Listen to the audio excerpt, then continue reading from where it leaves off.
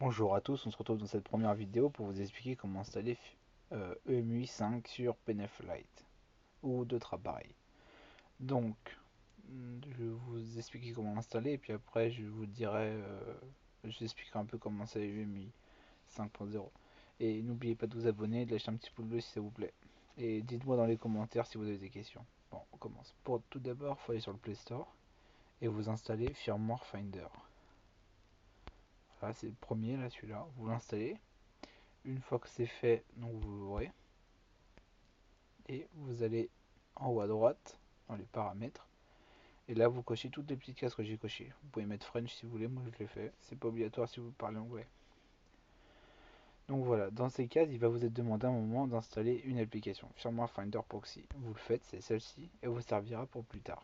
Donc voilà, vous retournez sur votre page et là vous allez dans changer de modèle et si votre modèle n'est pas mis en haut à gauche, et vous pouvez mettre votre numéro de téléphone que vous pouvez retrouver dans vos paramètres en bas.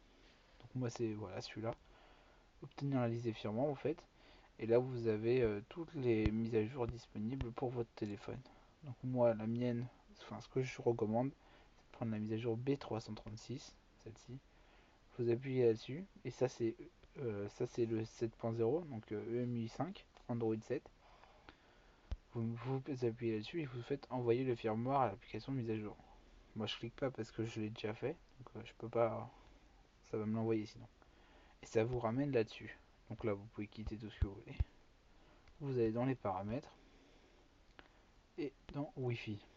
Vous faites rester longtemps sur votre Wi-Fi, modifier le réseau, ajouter, afficher les options avancées. Proxy vous mettez manuel et vous avez nom du hôte c'est local host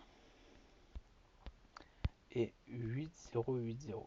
Faites enregistrer, voilà, et vous retournez dans mise à jour, en bas et vous pouvez, ça va vous trouver la dernière mise à jour.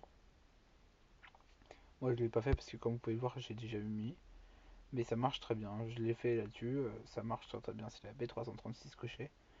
Par contre il y a des bugs, il y a des petits bugs par rapport à envoyer, quand on envoie les messages c'est un peu long des fois, je comprends pas trop, et des fois la musique se coupe toute seule. Bon, mais c'est relativement bien, donc c'est pour ça là je vais vous montrer un peu comment c'est les applications, le téléphone.